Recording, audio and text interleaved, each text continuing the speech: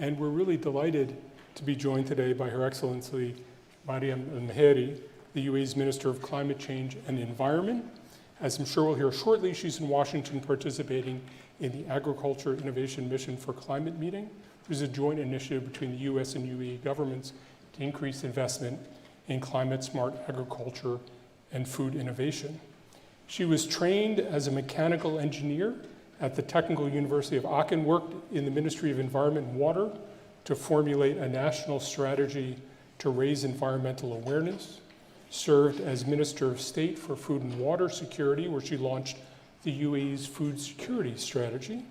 She was named Minister of Climate Change and Environment in September 2021, and she's helping lead the UAE's preparations for COP28 next fall. We thought we would invite a small in-person audience to meet her, and we've been really overwhelmed by the response. I think it's a sign of the excitement surrounding her agenda and the record she's established leading in the government in the UAE. So, Mariam, welcome to CSIS. Welcome to Washington. Thank you so much. Thank you so much for having me. And it's lovely to see a lot of familiar faces in the room as well, because the whole food and ag sector, I have, as you noticed in the bio, since 2017, I've been really advocating for the whole food and ag movement and transforming food systems. And so being here in Washington today, should I just lift it up a little bit more? No. Being here in Washington today and celebrating a milestone moment. We are here at the Aim for Climate Summit, and what's so good is that it's been 18 months in the making, and we now have over 500 partners on board, over $13 billion of committed investments, and you cannot imagine how many innovations, thousands of innovations that we're seeing. And we've formed something called innovation sprints, and these are sprints within the Aim for Climate umbrella. And what this is about is partners partnering for a certain laser-focused area, be it looking at desert systems, or looking at alternative proteins, or looking at smallholder farmer systems. And so the partners then say, okay, let's join together and let's focus our efforts on this subject, and then we call it an innovation sprints. And we have now 51 innovation sprints, and what's really great is that there's something for everybody. And so we in the UAE, we've got, as you know, harsh climatic environments, water scarce country, so that's why sort of the desert solutions are the things that really catch our eyes and we want to sort of scale up, whereas someone else who has very different challenges in their country will look at different solutions for that. So I think what's so beautiful is this is a real global north, global south partnership that the US and the UAE have joined hands and to put together. And having these 500 partners, and we've got 50 from those 550 countries on board. And we had the second ministerial meeting as well during the summit. And I think for Secretary Vilsack, it was also the first time having so many ag ministers here in the US. And I just think it just shows the interest is there. And what's beautiful about this initiative, it's really an initiative made by partners, for partners. And what we really want to make sure of is, as you all know, we're hosting COP28 at the end of this year. We're very excited and honored that we're doing so, and we want to make sure that the food systems and the climate resilient ag is front center stage along with the energy dialogue as well. So we're really pushing the front, and Aim for Climate has been such an enabler for that, to really make sure that we're stepping up our efforts. Because we really believe, I mean, you all know, the global greenhouse gas emissions, when you look at it as a whole, food systems actually contribute to 1/3 of global greenhouse gas emissions, and therefore they are a huge problem, but also a solution to combat climate change as well. Yeah. So thanks for letting me be here with all of you. Great, thank you again. Thank you, John. And Minister, you're a champion for climate smart agriculture and food systems innovation in the UAE and around the world. And it's really an honor to host you today. Thank you. The headlines that you just outlined are really impressive, including $13 billion in commitments, which exceeds the challenge that Special Envoy Kerry set out, which was to achieve $10 billion by COP28. So congratulations there. Beyond those impressive headlines, anything else to report to our audience with regard to the summit this week? Yeah, so I think what's important, and you know, this is why it's so important that the Aim for Climate initiative really has the communication on all levels, is that we make sure that these innovations also reach the smallholder farmers. And I think that's a point we really have to put more effort in. We have to make sure the finance also goes into that direction. I mean, the whole climate change agenda, the biggest issue we have is the financing. Once the financing is there, it kind of enables the kind of course correction, the acceleration that we need. And that's why we're so excited with Aim for Climate and what it has done in its space and the time it's been up and running. But I find that that probably is one of the biggest challenges that we have to work towards. And everyone is aware of it, and everybody wants to also help in that space. Mm-hmm. And I really hope that by COP28, we actually see what's the impact that we're having on the ground with farmers. And you know, I want to sort of also bring to light more some of the voices of the farmers that have been impacted by some of the innovations from Aim for Climate. That's what I'm hoping. Other challenges that I see as well is water. Water is, I think, the next big crisis that we're going to have to deal with is a water crisis. Again, coming from where I come from, it is something that does keep me awake at night, because everything from energy, food, it actually all comes from water. So that's something I feel as well we have to pick up a lot more on that subject. And I know that the COP28 President-designate, His Excellency Sultan, will be also making sure to spearhead the food, the nature-based solutions, also water, and also health will be another area that he'll be pushing as well on his agenda. Wonderful.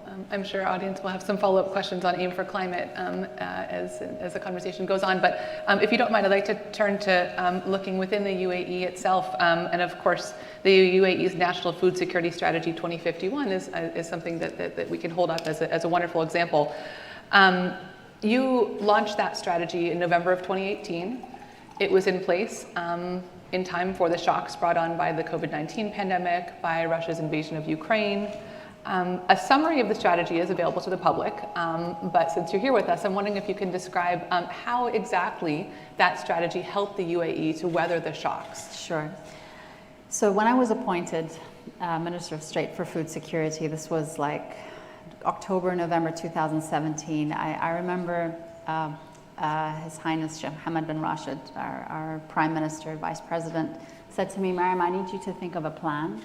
I need you to think of how we can adopt technology and innovations, and how we can step up on our R&D. So those are like the three kind of guiding principles he gave me. And of course, with that, I had to first form my team, and I had to give him a 100-day plan, which is what you do when you get a new portfolio. And you know, I really had to sit with experts, travel a little bit around the world. I know Milken Institute, and this was Yusuf Al-Hateba, he told me you must come to the Milken Institute conference just to see what people are talking about when it comes to global food security, how that is interlinked with health, with energy. And you know, when you look at food security and what it actually means, it's actually all about making sure a country is ensuring its citizens have access to safe, nutritious, affordable food at all times. Mm-hmm. And every country has its own challenges, every country has its own resources, so you kind of, every strategy in its own country will be slightly different. And so for us, we had 5 strategic objectives. The first one being, of course, we're a country that imports most of our food. And so we wanted to make sure, okay, we want to keep being a hub for food trade, and we want to continue that. We just want to decrease our dependency on the food imports. We don't want to decrease the food imports, but we just want to decrease the dependency of it. And so with that, we said we need to diversify. And this is actually what kept us going through COVID and also all the conflicts that are happening around the world today, it's because we've really put a lot of efforts on the diversification of food trade. Then the second strategic objective is, of course, how can we increase local food production sustainably? And this is where the adoption of technologies and innovations come in. And I'm very proud to say that since then, we're actually seeing a boom of ag tech companies come into the country. The likes of AeroFarms is one of the companies from New Jersey that has come in. Crop One is another one from the US that has joined with Botanica, creating sort of the vertical farm that feeds the lettuce and leafy greens at Emirates Airlines, if any of you have flown with Emirates Airlines. And so we've really pushed, or let's say, tried to change the blueprint of the country when it comes to local production. And this all comes down because of innovation. So we were able to import some technologies, adapt it to our environment, and then be able to scale up. Then on the third strategic direction is all about food loss and food waste. Many people don't think about this when they think of food security, but this is so important when you look at supply and demand, and it's all about consumer behavior, how we behave around food. And actually, this is a quick win. If we can slash our food loss and food waste, I mean, this is a huge contributor. I don't know if you all know, but at least a third of all food produced goes to waste, and it's shocking when you think about it. And if I think of an apple in the UAE, I know that this apple, it's taken months for it to come to my hand or to my plate, and knowing how much effort it is on water, on the people working behind it. People don't realize that when you take a bite of an apple and you're full and you just throw it away, that's already a huge contributor in greenhouse gas emissions and also food security. So through COVID, I had to speak on live TV to our now president, His Highness Sheikh Mohammed bin Zayed, and I had to give him some insights on how we're doing on food supply chains. For him, it was important that the nation hears firsthand and that the nation doesn't panic. And so we spoke about the supply chain, how it's going, and I was giving him some of the numbers. And then we came to food loss and food waste. And he said, how are we doing on that front? And I told him, Your Highness, those numbers are still not good. We still have to work at them. We're still one of the highest when it looks at waste per capita, food waste per capita. So we need to really work on that. And he said, food is a blessing. And in Arabic, that means ni'mah. And so we then launched from that conversation a food movement, or a food loss and food waste movement in the UAE called ni'mah. And that really is about getting everybody to think about not putting any edible food in the bin. And so now, ni'mah, if I look now, I mean, a lot of buffets in the UAE have now adopted the principles of ni'mah, so just nudges to help, think about what you're doing, portion size.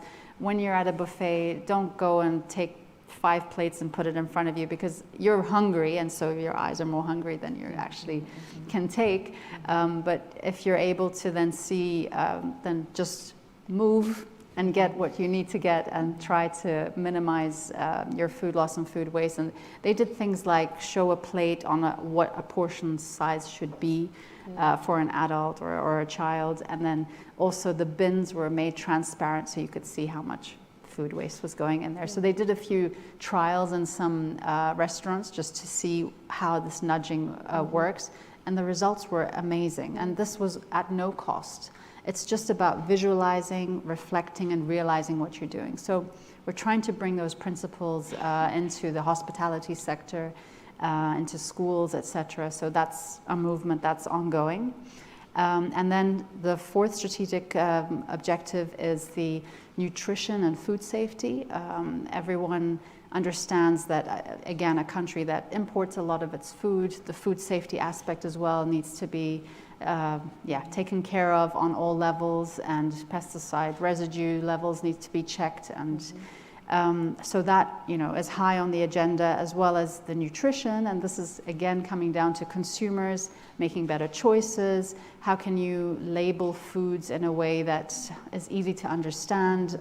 Not everyone is a nutritionist and can understand all the ingredients behind the label.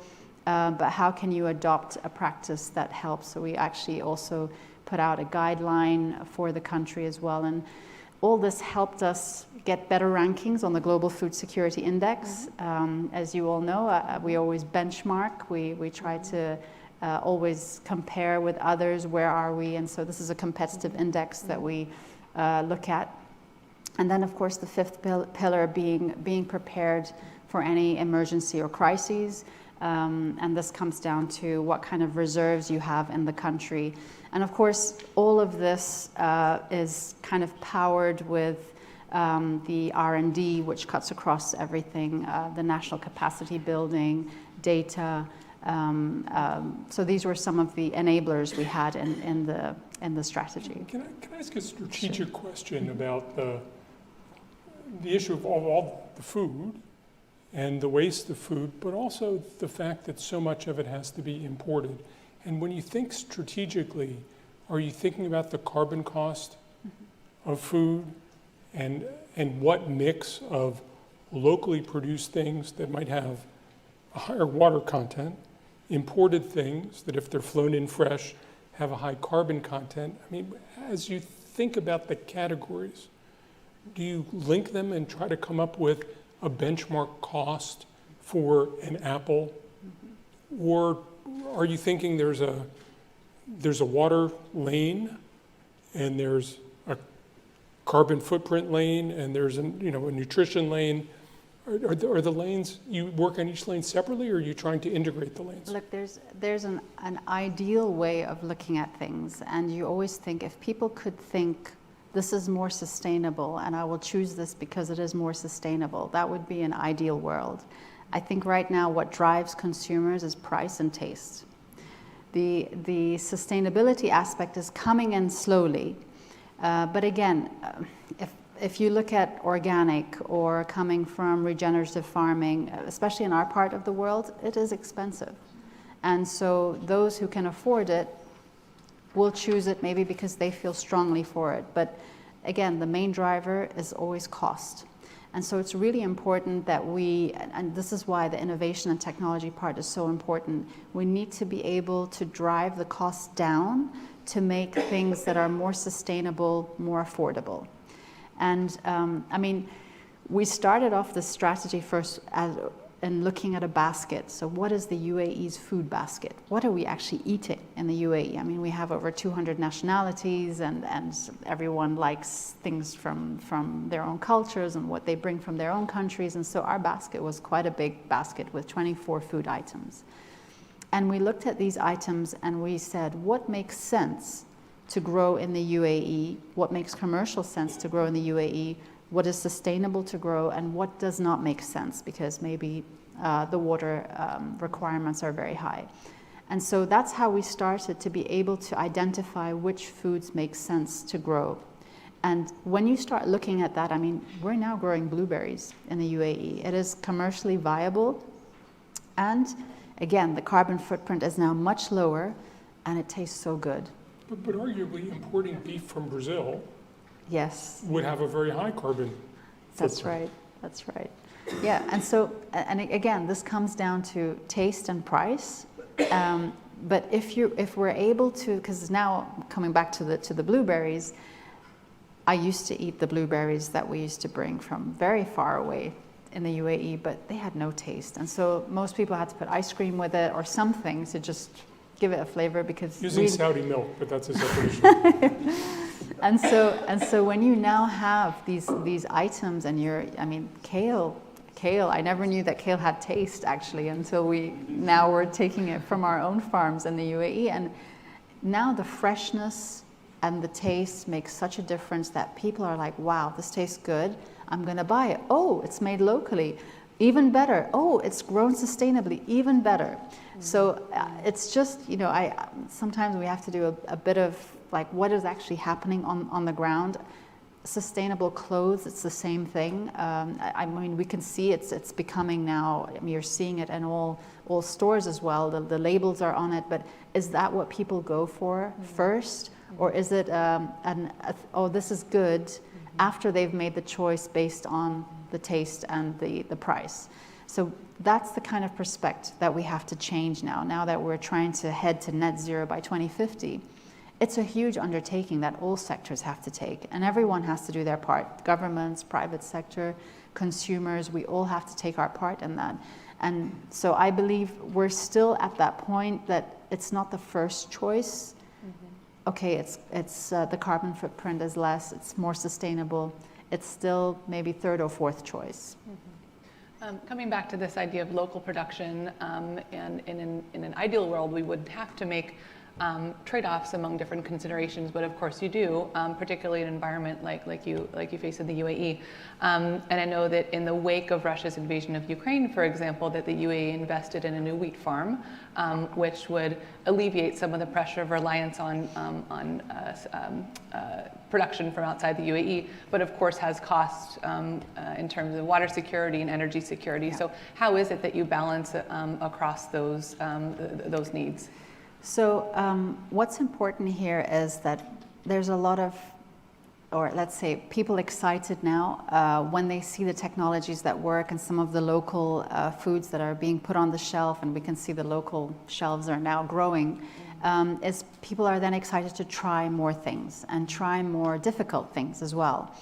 Yes, the wheat project in Sharjah has been a great success.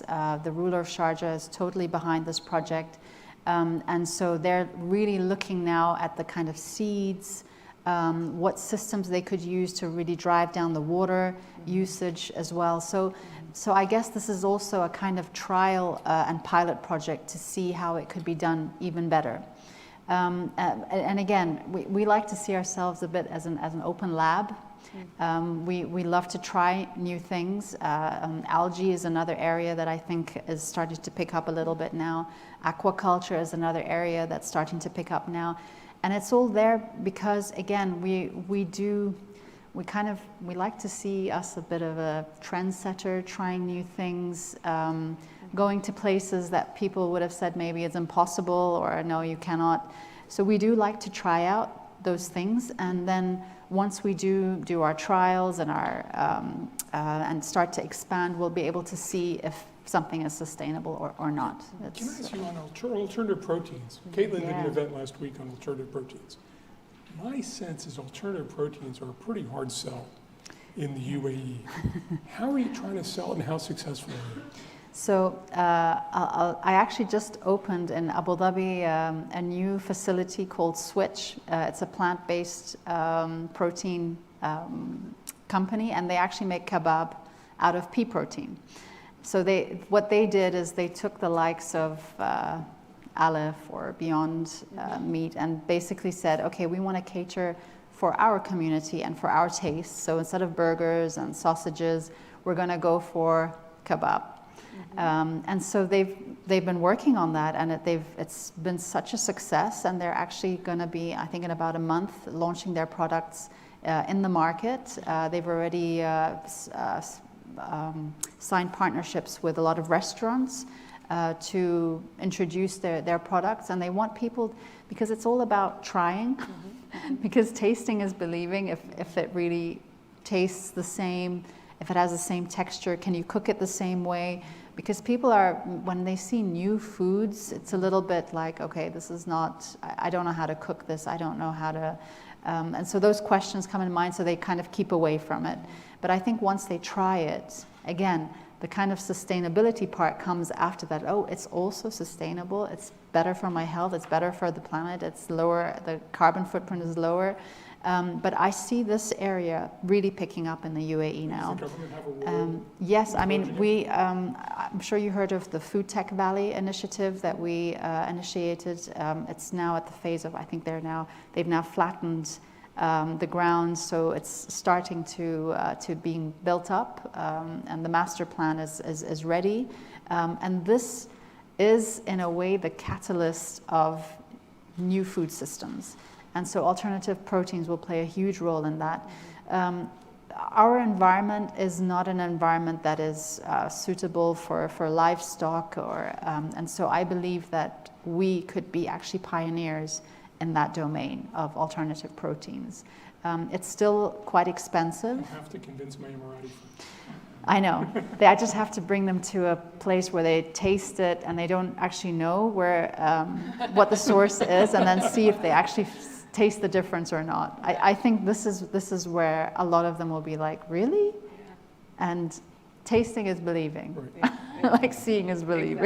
Exactly. To your point, it's about taste and price parity, and that's what makes us at CSIS optimistic about this. Yeah. Turning to look at food security within your population, most indicators are moving in the right direction. Prevalence of undernourishment is falling.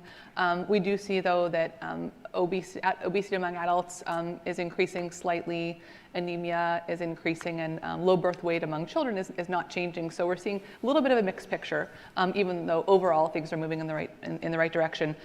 What are your goals with regard to food security at the population level under your strategy? So what's important here is, and that comes under strategic objective number 4 with the nutrition side, we're working closely with the Ministry of Health on this. I do believe there's more to be done on supporting people to make better choices. We need to understand a little bit that the dynamics of living in the UAE, it's usually myself, my colleagues, we don't actually go to the supermarket. So it's actually people that are in our household, they will go and do the shopping, and they will kind of prepare the meals that are normally prepared.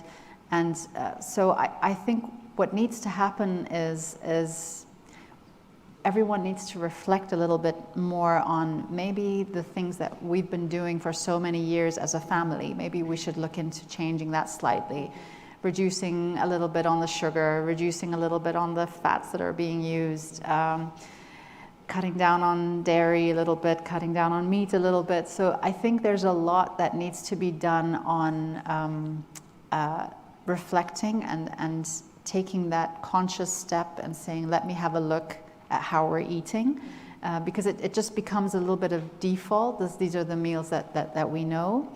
Another point is, and I see this with my colleagues in my ministry, many of them don't eat vegetables and fruits, or eat very little vegetables and fruits. And I think this comes from, again, the fact that we've been importing a lot of food for so many years, and the taste of your vegetables and your fruit it's just not tasty. And so they've gotten used to since a young age that it doesn't taste good for me, so I'm just not going to eat it. Whereas I love salads and I love fruits, and because I also consciously know that this is good for me, but I do take the time to see where can I source this that I actually have the taste benefits. So I think there's a lot that needs to be done on that side. I also, when I look at schools and I look at, my son is 13 years old, and when he was a bit younger and we were making the lunch boxes, and he told me some of the foods that his schoolmates were taking with him to school. I think there's a lot we need to do on educating what's the portion size that a child can actually eat. I think, again, this comes with the culture of the more you love, you want to make sure that their little tummies are filled with all the yummy things that they love, but actually this is harming them at the end of the day when it's too much food and it's too empty nutrition, basically, or empty carbs. So I think on that side, there's a lot to do. So it's about educating the mothers. You can never say that there's enough to do. I think the whole dilemma of obesity, malnutrition in general, is a global issue that we have. It's because there's a lot of fast food now available. And if I think about it, I myself only started thinking about what I was eating when I actually was expecting a child. That's when I started to think a little bit more about what am I putting in my body, because otherwise before that, if you were okay and you could do your sports and your weight was okay, you wouldn't really think about food that much. But I think it comes with a later age, but I think it's really important we give this education to our kids. I'm trying to do that with my son. He's still not loving vegetables. I try to make some fruit smoothies and push the vegetables in there, or some meatballs and put the spinach in there. But I don't know if any of you face the same thing, but it's only you. It's it's a hard task in itself. And so it comes down to that level that we really need to change the narrative of nutrition. Yeah. Can I ask that global picture? I mean, the UAE has a very active Middle East policy. The UAE has an active Middle East food policy. The Middle East has 6% of the world's population, 20% of the world's food insecure people. From your position, what are you trying to do regionally on food security? So when we developed the strategy for our own food security, of course our relationship with the GCC countries is very strong, and I do remember some of the GCC countries actually reaching out to us after we announced our national strategy, because we made it a point to say that our doors are open to help other countries in developing their strategies. It was a great learning lesson that myself and my team, and because when I got appointed in that position, I could really focus just solely on the subject. And we started becoming experts in this field, I guess. And so we started gaining that knowledge, and then, we had some of our neighboring countries come to us, and they're like, could we come with a team and you explain to us how you developed your strategy? With Saudi Arabia, for example, we actually did a joint food security strategy, just because we have similar conditions. And especially when you talk about crises, how can you help each other in certain situations? Because it then becomes not a huge cost on one country to carry everything on its own, but it becomes a shared responsibility and shared cost as well. So there was a lot of regional discussions on helping each other, but not just around us, actually globally, internationally, we had quite a few delegations coming and just understanding our insights on how are we looking at food security. I had to, when I first became Minister of State of Food Security, many didn't understand what this post was about. And I really applaud, and again, I'm very blessed to have the leadership that we have, who are so forward thinking and really have foresight in their DNA. A lot of the people were like, okay, we don't understand, what is food security? Is that agriculture? No, it's not. It's this. And so I had to do a lot of talks on what food security is about. And it was actually through COVID, I think, where a lot of people were like, aha, now we understand. Now we understand what this means, because now we see the UAE actually hasn't suffered of not having certain foods in the shelves at all. I mean, there was a lot of work happening in the background. I don't say it was a piece of cake, but there was, in a way, because we had the strategy in place, we also had the implementation governance in place. So I had set up a council with all the stakeholders on board on the council, who actually were related to the subject of moving food supply or food production in the country. So in a way, that was all set up. We had a WhatsApp group, and then when COVID hit, it was just, we knew exactly who we needed to speak to. If there was an issue that no fish was coming in from the border between Oman and the UAE, we knew exactly who to speak to there. Okay, let's get this and this going so that the fish can start coming in again. There was so much happening in the background, and by the way, we learned so much throughout those months, that it actually, we were able to see some of the 38 initiatives within the strategy, how those were implemented, and how some of them, of course, got more importance than others. But it really came to the fact of communication, leadership, having a plan, knowing who to be talking to for certain issues. I think that was the key of why we were able to succeed as a country that imports more than 90% of its food and not having any shelves empty. Sure. So yeah, thank you, which speaks to the first question about how the strategy helped you to weather the shock Yeah. brought on by the COVID pandemic. Back to partnerships, I know that they're important not just within your region but outside. So for example, the UAE is working with the FAO in Liberia, or under the I2U2 partnership is setting up food parks in India. Can you speak a bit about the importance of those partnerships? So those partnerships really, what they bring about is not only the economic aspect, but really kind of stepping up on how food gets to where it needs to as quickly as possible. And I like to see these things a little bit like food corridors. And so the relationship, or the I2U2, for example, this is where there is the food corridors have been set up between India and the UAE. So we're setting up these kind of food parks in India, India being a huge producer of food, and being able to bring this to across the globe, basically. And also, of course, with the Abraham Accords and Israel now, also within that framework was just an amazing combination of countries with the same vision of how to, I mean, they didn't just look at food, they looked at energy and technologies and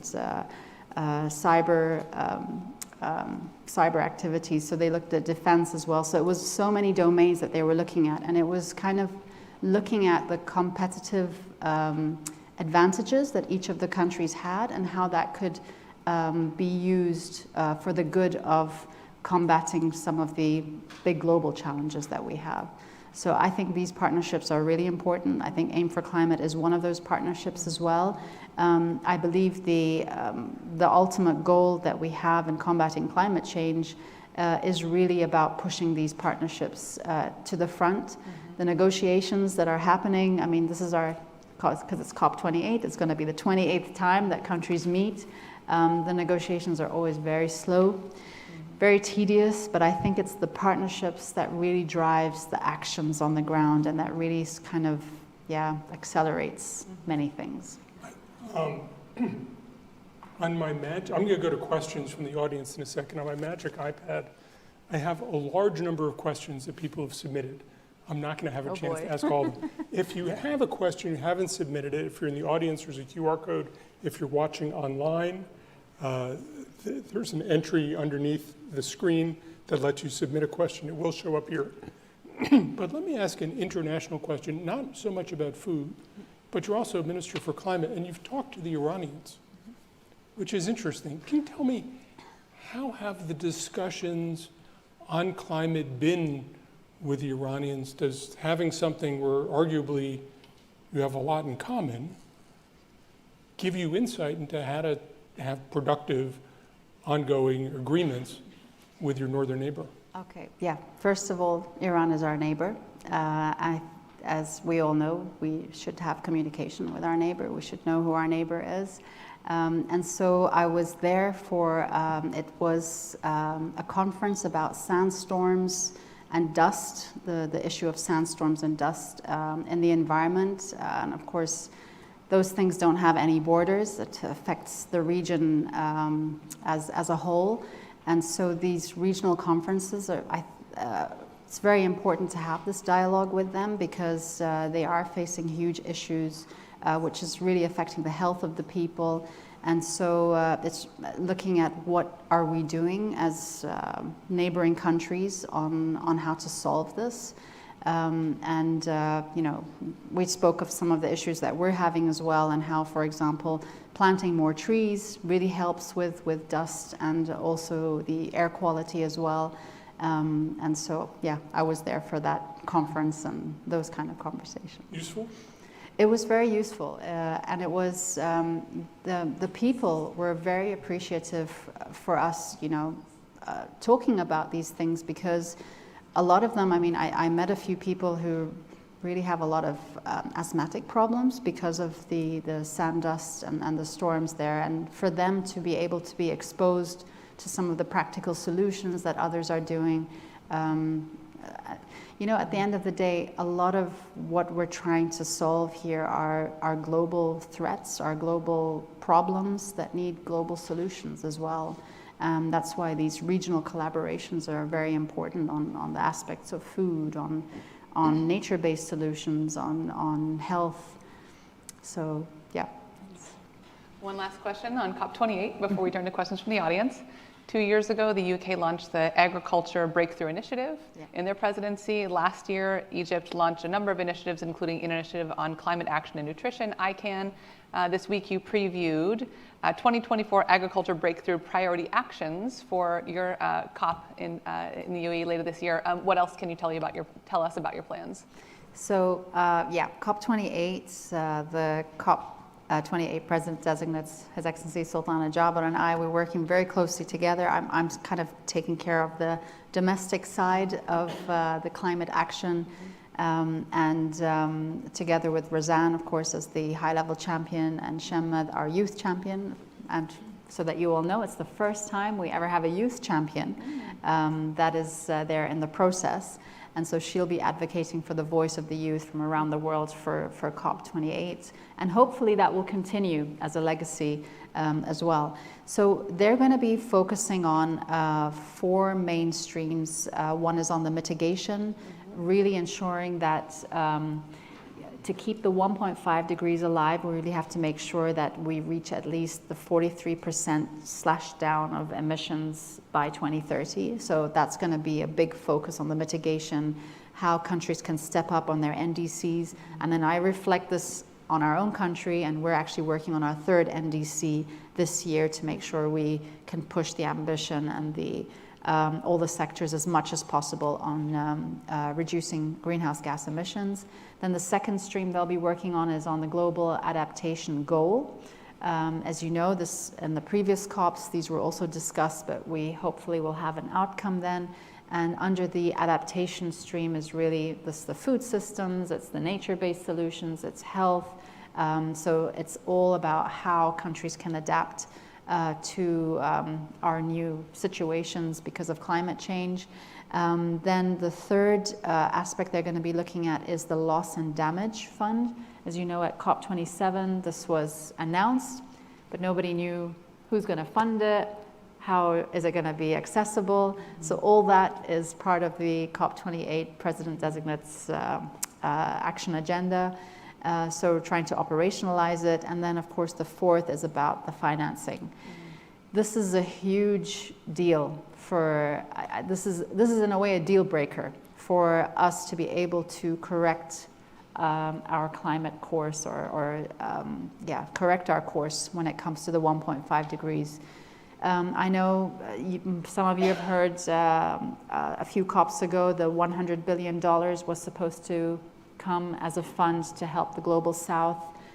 We've actually seen promising signals on this, and we really hope that His Excellency Sultan will be able to announce that this is now a done deal and that the finance is accessible.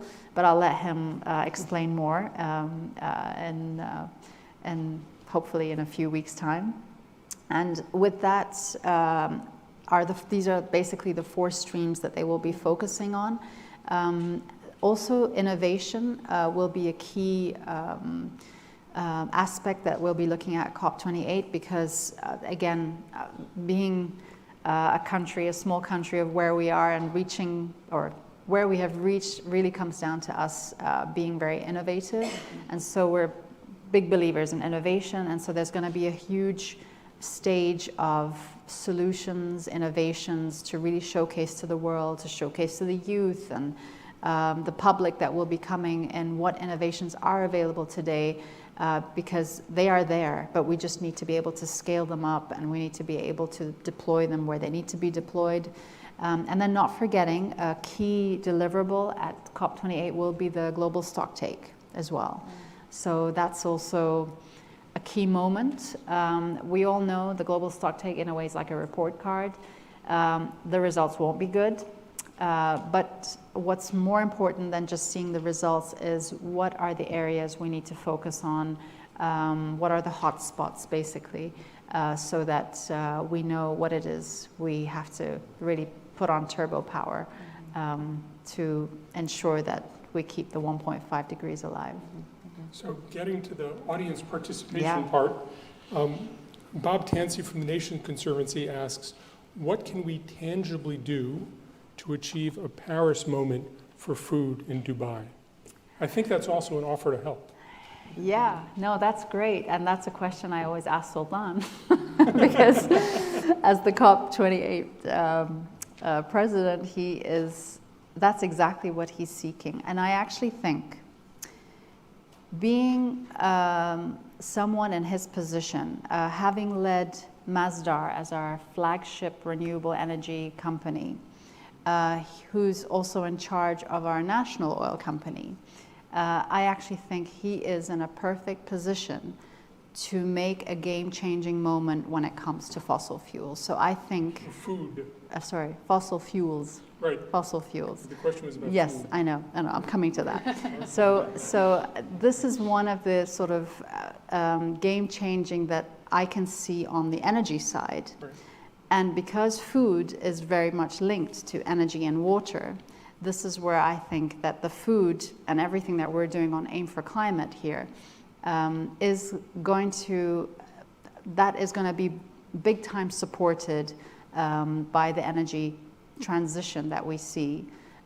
Because if we look at things like a desert landscape and being able to find, and there is already, and I've seen it at Aim for Climate, where we see a desert or integrated desert farm that can be placed in the desert. It harnesses the power of the sun, and because of the lower energy costs of using solar power, being able to recirculate the water, now using seeds that can actually fertilize itself, putting that all in a systems approach will really elevate the food systems. And I believe showcasing at COP28 the solutions that are actually touching the lives of smallholder farmers and making a difference, this is what I think will be a kind of Paris moment for COP28 when it comes to food. If I may, I'll ask a two-part question. I'll combine a couple of questions that we've received from the audience. One is from Doug Silliman from the Arab Gulf States Institute in Washington, and one is from Gabe Lazier from IFAD. And generally speaking, it's about applying the UAE's learnings to food insecure countries in your own region. So the countries that have the preponderance of food insecurity are ones that don't have the same access to technology and resources and financing that the UAE does. So how can the UAE help the more food insecure countries, Yemen, Lebanon, Syria, et cetera, particularly in the context of climate? And then the second question is about the UAE and other GCC countries' investments in resilience or just in food security generally, knowing that investments in long-term food security are much more cost-effective than emergency assistance is. And there's been increasing pushes to get higher contributions to the UN agencies, to World Food Program, FAO, IFAD, et cetera, from the Gulf countries. So two-part question there. Yeah. Okay, the first part was about helping the insecure, food insecure in our region. So we have the International Center for Biosaline Agriculture. This is known as ICBA. This center is all about understanding what can be grown in marginal environments, and we have quite a few scientists here, and I see Ismahan here, who used to lead this organization. And the whole idea being, how can we bring the scientists from ICBA to help in the region, farmers and especially women. There's a lot of programs we put down for women to kind of give them the rod and not the fish, to be able to actually grow and make a living out of the food that they're growing. And really, I mean, the feedback that we had was just overwhelming to see how many women farmers were coming up to us. And I think when they see someone who speaks their language from their region, able to explain and the way that they understand, I think that makes a huge difference. Sometimes it's very intimidating for many farmers to be able to sign up for a course or take that step and find that this person is someone maybe they cannot speak to properly. And so I think ICBA has been a great help for us in the region to actually help with teaching farmers how to farm. They're doing that not just in the UAE, of course, but also in the region. They're looking at water irrigation systems, seeds, and how to take a systems approach as well. And of course, with all the new things, I mean, AI, satellites, etc., it's for some farmers, this is really like out of their, for them, even using a phone is still a little bit of a, they're not so comfortable with it, and so we have to sort of cater for that as well. I think another aspect for the region is about instilling hope in young people. And I sit with quite a few young people, and I tell them, well, why don't you become agri-technologists in the future? And they're like, agri-technologists? I don't use the word farmers with them, because in our part of the world, unfortunately, there was always a saying that they used to say, is like, if you don't work hard, you'll end up becoming a farmer. And so nobody wanted to become a farmer. And so I had to change that narrative a little bit and be like, you know what, you find food and technology exciting and you want to grow food in the middle of the city, yeah? I'm like, did you know that you can do that now? Really? And you can do that all through your phone, through your iPad. Wow. So it starts to become something that's really cool. Yeah. And this is where the youth then start getting excited. And that's why having these ag tech companies now in the UAE is just phenomenal, because you're actually seeing now at the universities, they're now much more interested than before. Mm-hmm. So again, that helps in the region as well, being a kind of, as a lighthouse, to be able to say, actually you can farm in the desert, but you have to adopt technology, and you have to maybe have to have some IT specialists, and so it attracts very different skills, and I think that's really exciting for the region. We do a lot of kind of trilateral agreements, and like you said, with Liberia and UAE and FAO, we've worked on helping women farmers be able to harness solar power and actually grow food. But there are a lot of projects that we also want to work more on in Africa as well. I'm just because of being able to grow the ag tech sector in the UAE, we're now actually exporting the technology to countries such as Singapore, Malaysia. I know also some companies are also heading out to Saudi Arabia, and that just makes me proud to see that we are now actually developing, adapting, and exporting this knowledge and innovation. But I do think there's a lot more we can do on that front. We're just starting because of this curve that we're taking, because we never looked at agriculture in that way before, but it's just happened in the last few years because of innovations. Your day started with Morning Joe, and I got tired just hearing about your agenda. We've reached the end of our time. We could go on for a long time longer. I don't think I answered the second part about the investments outside, Thank but right? She's keep going, the Energizer Bunny. But yeah, part of the strategy in diversifying from where we get food is all about investments abroad too. And that's all I'm going to say to that. So thank you. Yeah, I have had an early start. You'll have to come back. Thank you. We have so much more to talk about. We haven't solved all the problems, but if we did solve the problems, think tanks would be out of business. So we can't have that either. That's right. That's right. Thank you so much for coming. Thank you to the audience for joining us. Thank you to the audience online. We hope to see you very, very soon, and good luck with COP28. Thank you so much. Thank you, everyone.